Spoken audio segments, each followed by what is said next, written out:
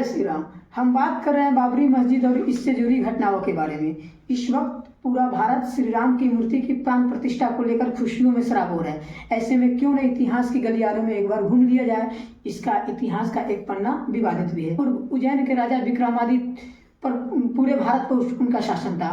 उन्होंने अपने मन में एक प्रतिज्ञा ली कि हम पूरे भारत को एक बार घूमें। अयोध्या प्रयागराज से होकर दक्षिण की ओर जाने वाले थे। प्रयागराज में उन्हें एक ब्राह्मण रूपधारी से मुलाकात हुआ और कहा कि हे राजन, आप जहाँ से आ रहे हैं उस जगह के बारे में जानते हैं? और महाराजा विक्रमादित्य ने बोला से हम नहीं जानते हैं। तो रूपधारी सिंह ने बताया कि वह जगह श्री राम के जन्मभूमि अयोध्या है। आपसे हमें बहुत उम्मीद है कि उस जगह को आप पुनरुद्धार कर सकते हैं। उसकी बातों को गंभीरता से लेते हुए विक्रमादित्य ने अयोध्या पहुंची तो उन सारी बातों को उन्होंने भुला दिया जो उन्हें ब्राह्मण रूपधारी सिंह ने बताया था। फिर अचानक उन्हें एक सन्यासी से मुलाकात हुई और सन्यासी ने अयोध्या से जुड़ी और श्री रामचंद्र से जुड़ी हर बात बताई।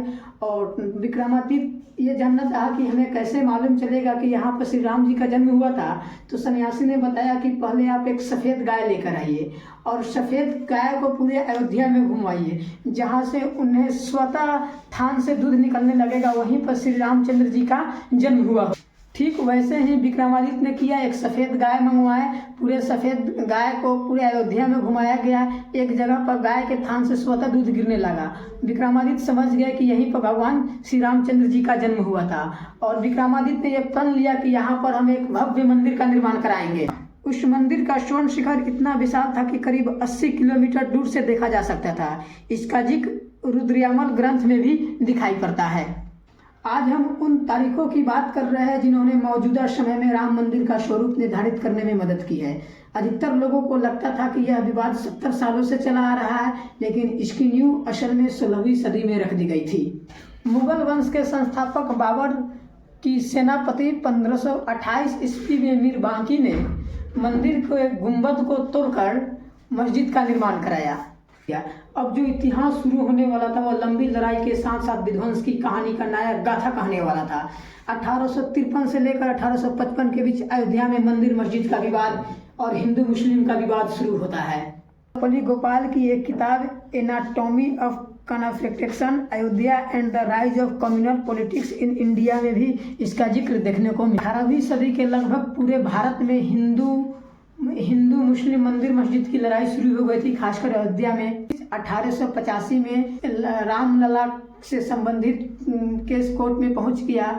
ठीक उसी समय शिया और सुन्नी आपस में भिड़ गए और मंदिर मस्जिद पर अपना पक्ष जुटाने लगे। शिया कहते थे कि मेरा मस्जिद है, सुन्नी बोलते थे मेरा है। इसी बीच और हिंदू का अलग दावा था कि मेरा है। इसी के बीच भारत में और अयोध्या में बहुत सारी टकराव हुई, बहुत सारी विद्रोह हुई। ठीक इसी साल 1949 में बाबरी मस्जिद में रामलला मूर्ति मिली, जिसमें हिंदुओं को काफ़ी आस्था को ठेस पहुंचा कि मस्जिद में हमारा हिंदू का मूर्ति क्या कर रहा है। इसी को लेकर पूरे देश में हिंदू मुस्लिम मंदिर मस्जिद की चर्चा फिर से जोरों पर हो गई।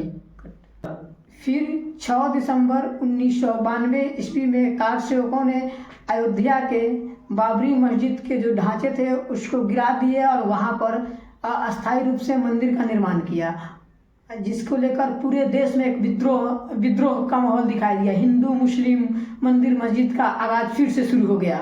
आखिर में 9 नवंबर 2019 को मुख्य न्यायाधीश रंजन गोगोई की अध्यक्षता में सुप्रीम कोर्ट ने हिंदू मंदिर के निर्माण के लिए भूमि को एक ट्रस्ट को सौंपने का आदेश दिया और वहीं से राम मंदिर बनने का रास्ता साफ होता है।